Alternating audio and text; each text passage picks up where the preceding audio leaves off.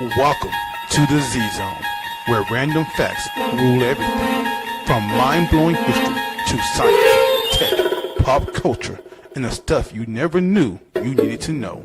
If it's strange, surprising, or straight up unbelievable, it lives right here. Fast facts, big surprises. This is Z Zone, where curiosity never clocks out.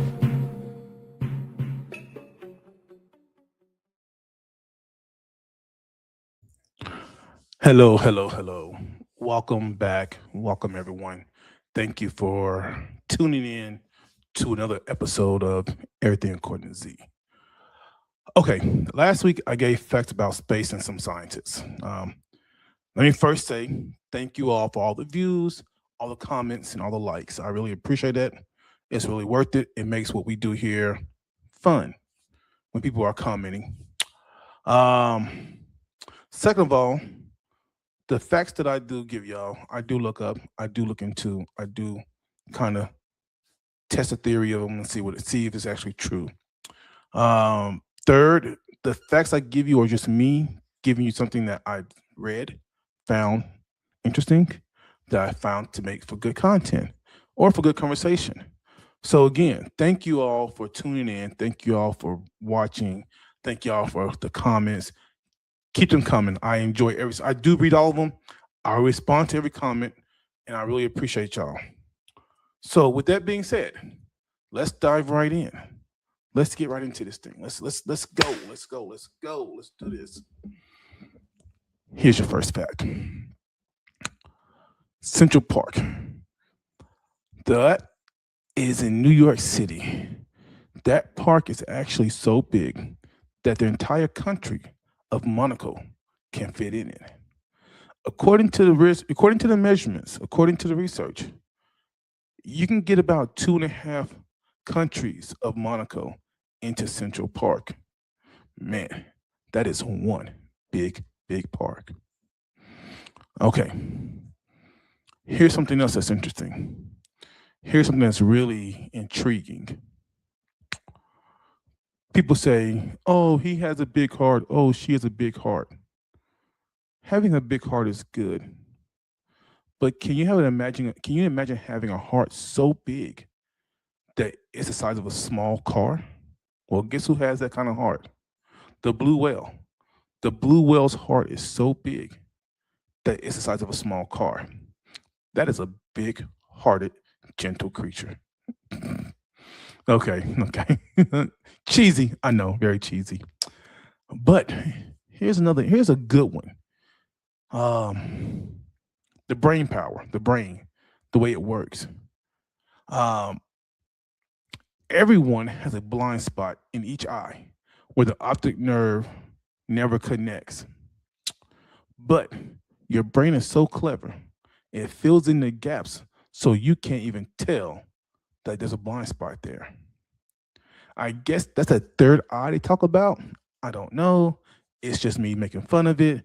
But the brain can do some powerful things, so powerful it can cover up a blind spot that you can't even see or you don't even know about. Because to you, it's always you can see everything. Okay. Here's one. For everybody who has to indulge in drinks out there or like to taste some drinks, there's a cloud in space that tastes like rum. Yes, you heard me correctly. There's a cloud in space, Sagittarius B2, a giant dust cloud in the center of our galaxy filled with ethanol formant. That chemical gives rum its smell and raspberries their flavor. So this dust cloud in space actually tastes like rum. Let's go find dust cloud. Let's go find a dust cloud and I want to sample that dust cloud for real. Okay. A little more serious one. More brain power. The brain is so magnificent, so wonderfully made. But did you know your brain is actually eating itself? No, you're not losing your brain. It's not going to not have a brain. But what it does is the brain uses a process called PHAGOCYTOSIS. Hygroglycosis. What it means is that the brain digests its own dead and damaged cells. So that way it gets rid of it and you get new brain cells. So yes, your brain will eat itself to make you and keep you with a healthy brain. I can't pronounce the word, but that's what it does. It does. That's what I can't pronounce the process, but that's what it does. It gets rid of dead brain cells and damaged brain cells. Now, here's a little fashion tips.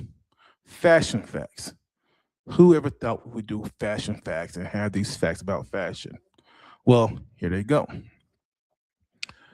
This one was a bit odd, a bit strange, a bit intriguing, but it made our show, and we're going to discuss it. High heels. High heels were originally for men.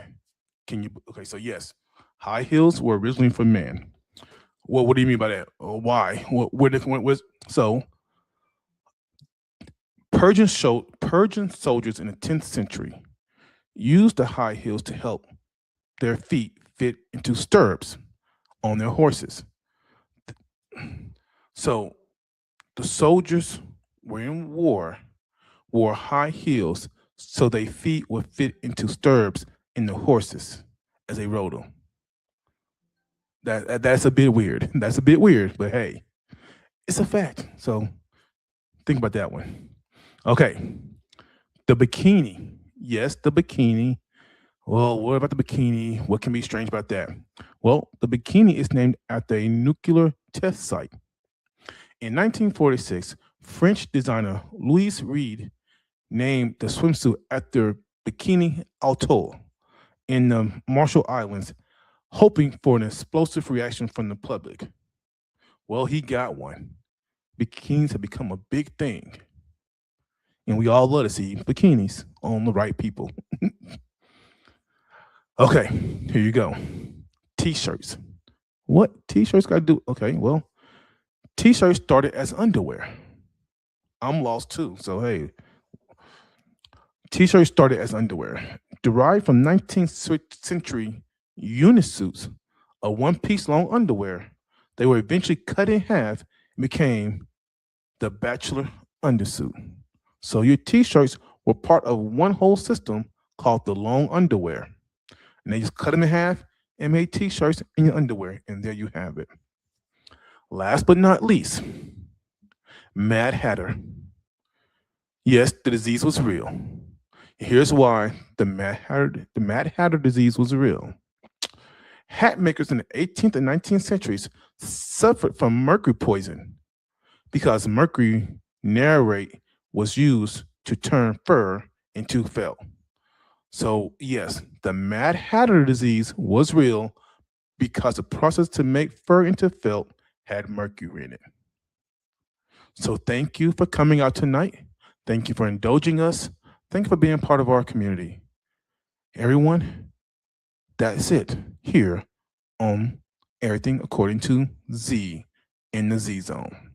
Tune in next week for more fascinating facts. Have a good night.